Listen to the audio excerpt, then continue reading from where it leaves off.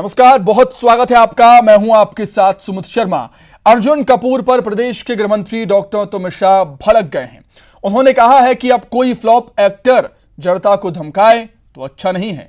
जनता को धमकाने की जगह अपनी एक्टिंग पर वो ध्यान दें तो ज्यादा अच्छा होगा। साथ ही अमित शाह ने अर्जुन कपूर से एक सवाल भी पूछा और कहा है कि क्या उनमें इतनी हिम्मत है, जिनके हिमायती हैं टुकड़े टुकड़े गैंग वालों के, किसी और धर्म पर फिल्म बना सकें और धर्म के लिए अपमानित शब्द बोल सकें और धर्म के देवताओं को नीचा दिखा सकें और सिर्फ सनातनी धर्म के लोगों पर फिल्म के बायकॉट पर धमकी देते हैं। उन्होंने कहा कि अर्जुन जी, आप भी इंतजार करो, अब जनता जागरूक हो चुकी है। आपको बता दें कि आमिर खान की फिल्म लाल सिंह चड्ढा और अक्षय कुमार की रक्षाबंधन के सोशल मीडिया पर बायकॉट के बाद हर तरफ बस इसी की चर्चा है। एक हालिया इंटरव्यू में अर्जुन ने सोशल मीडिया पर फिल्मों के बायकॉट के बारे में बात की। उन्होंने कहा कि मुझे लगता है कि हमने इसके बारे में चुप रहकर गलती की और ये हमारी शालीनता थी, लेकिन लोगों ने इसका फायदा उठाना शुरू कर दिया। लगता है कि हमने ये सोचकर गलती की है कि हमारा काम खुद बोलेगा। आप जानते हैं कि आपको हमेशा अपना हाथ गंदा करने की जरूरत नहीं है, लेकिन मुझे लगता है कि हमने इसे बहुत सहन किया है और अब लोगों ने इसे एक आदत बना लिया है, अब ज्यादा होने लगा है। ये गलत है, ये कहना है अर्जुन कपूर का। अब कोई फ्लॉप और फ्रस्ट्रेटेड एक्टर जनता को धमकाए, ये तो अच्छा नहीं मानता मैं। अगर जनता को धमकाने की जगह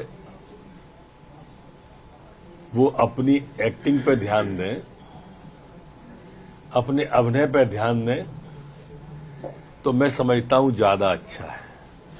और मेरा एक उनसे सवाल है कि क्या कोई उनमें हिम्मत, या वो जिनके हिमायती हैं टुकड़े टुकड़े वालों के, उनमें किसी में हिम्मत है जो किसी और धर्म पर फिल्म बना सके और धर्म के लिए अपमानित शब्द बोल सके और धर्म के देवताओं को नीचा दिखा सके? सिर्फ हम ही सनातनी लोगों के साथ में ऐसा करके फिर जनता को धमकी देते हो बाईकाट के ऊपर। इंतजार करो आप भी अर्जुन जी, अब जनता जागरूक हो गई है।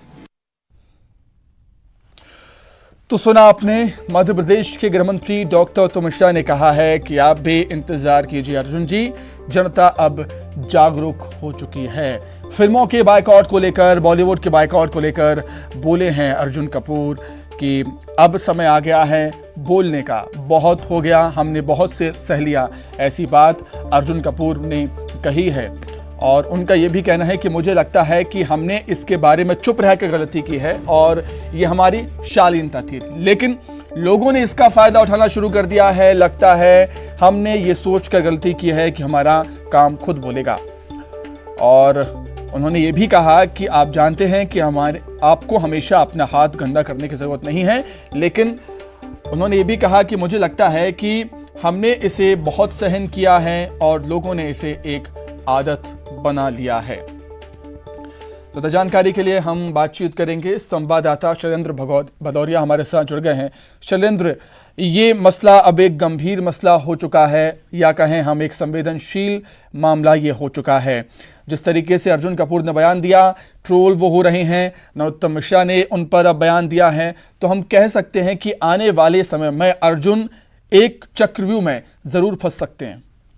निश्चित तौर पर जिस तरीके से उनका जो बयान आया है और उस पर खुद मध्य प्रदेश के गृह मंत्री ने ये साफ तौर पर ये कहा है कि लोगों को धमकाने डराने का काम ना करें। आप अभिनेता हैं और अभिनेता का काम जो है वो इस तरह का नहीं होता है कि किसी को डराया धमका जाए, बल्कि आप अपने अभिनय पर ध्यान दीजिए। क्योंकि जिस तरीके से लगातार ये देखने में आ रहा है कि बॉलीवुड में जिस तरीके से जो चाहे वह फिल्मों के विषय को लेकर, सिलेक्शन को लेकर बात हो या फिर जो कपड़ों को लेकर बात हो, लगातार धार्मिक उन्माद फैलाने की भी जो बातें हो, उस तरह की चीजें जो लगातार देखने को मिल रही है। उसके बाद अब इसमें राजनीति भी इन्वॉल्व हो रही है। जिस तरीके से पिछले दिनों भी हमने देखा कि लगातार जो अभिनेताओं के जो बयान आए, उसको लेकर तमाम जो नेता हैं उनके भी बयान सामने आए और उनको ये ताकीद देने की कोशिश भी की गई है कि साफ तौर पर ये भी कहा गया है कि आप ये फैन फॉलोइंग होती है और आप जो करते हैं वो कहीं ना कहीं लाखों लोग उसको फॉलो भी करते हैं। तो ऐसे में संयमित रहने की जो हिदायत है वो मध्य प्रदेश सरकार के गृह मंत्री के द्वारा भी अर्जुन कपूर को दी गई है। जी शैलेंद्र, आपका बहुत धन्यवाद तमाम जानकारी के लिए, हमारे साथ जुड़ने के लिए। तो वही राजस्थान में मॉब लिंचिंग के मामले पर भी बोले हैं गृहमंत्री डॉक्टर तोमर शाह। उनका कहना है कि अब आमिर खान नसरुद्दीन शाह को दिखाई नहीं देता, अवार्ड वापसी गैंग को अब खतरा दिखाई नहीं देता। राजस्थान में क्या हालात हो गए हैं, राजस्थान अशांत हो गया है।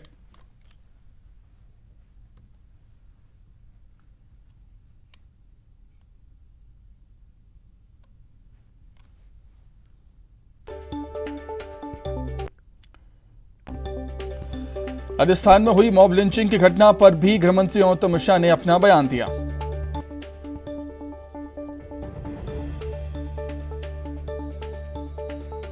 अब नसरुद्दीन शाह को नहीं दिख रही होगी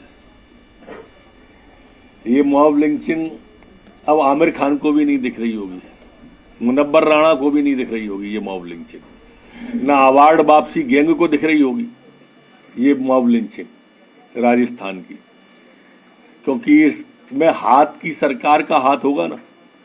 यहाँ तुष्टीकरण की नीति आ जाएगी कांग्रेस की, पूरे के पूरे राजस्थान को कश्मीर की तरफ ढकेलने का काम कर रही है कांग्रेस की सरकार। वहां पूरे राजस्थान में आप देखिए क्या आलम हो गया है, गला रेत दिया जाता है घुसकर, करौली जैसे दंगे हो जाते हैं और दंगे के मास्टर माइंड खुले घूमते रहते हैं।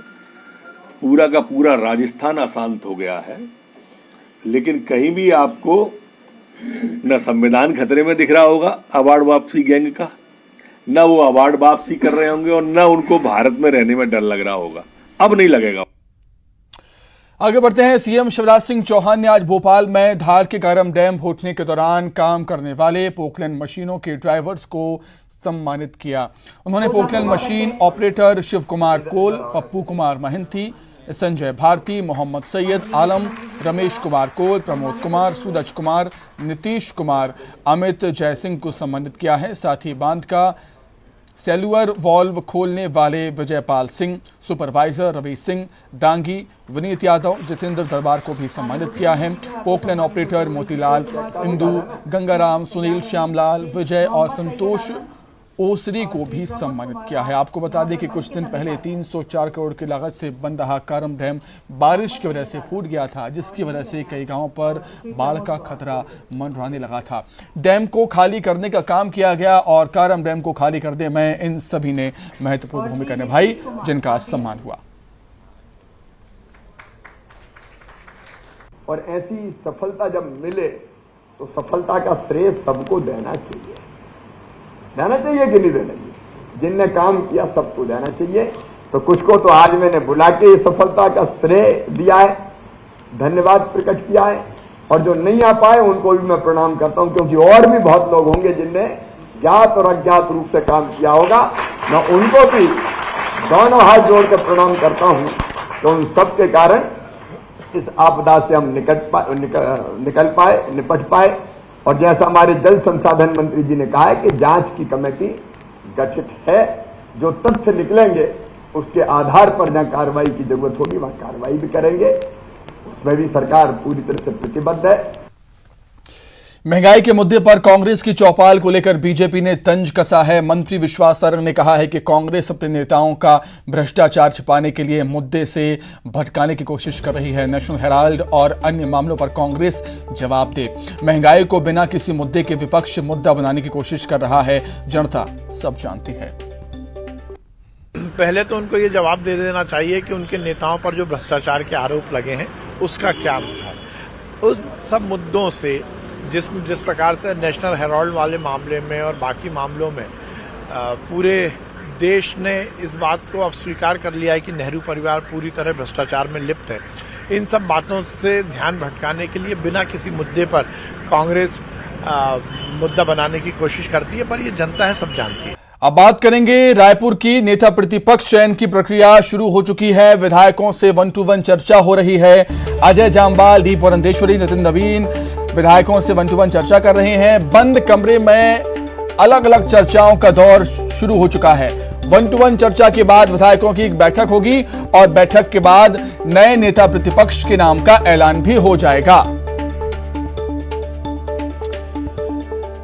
तो रायपुर से इस वक्त की बड़ी खबर, नेता प्रतिपक्ष चयन की प्रक्रिया शुरू हो चुकी है।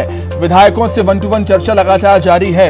अजय जामवाल, डी पुरंदेश्वरी, नितिन नवीन विधायकों से लगातार चर्चा कर रहे हैं और चर्चा के बाद विधायकों की बैठक होगी, उसके बाद फैसला। ज्यादा जानकारी के लिए बातचीत करेंगे संवाददाता अवधेश मिश्रा जुड़े हुए हैं फोन पर। अवधेश, छत्तीसगढ़ बीजेपी में बदलाव की बयार है, अब बारी नेता प्रतिपक्ष की। हाँ बिल्कुल सुमित, देखिए नेता प्रतिपक्ष चयन की जो प्रक्रिया है वो शुरू हो चुकी है। जो तमाम बड़े नेता है, अजय जामवाल का जिक्र कर लिया जाए, डी पुरंदेश्वरी, नितिन नवीन, ये तमाम जो लोग हैं बीजेपी के जो विधायक हैं, उन सभी विधायकों से 1-to-1 चर्चा की जा रही है।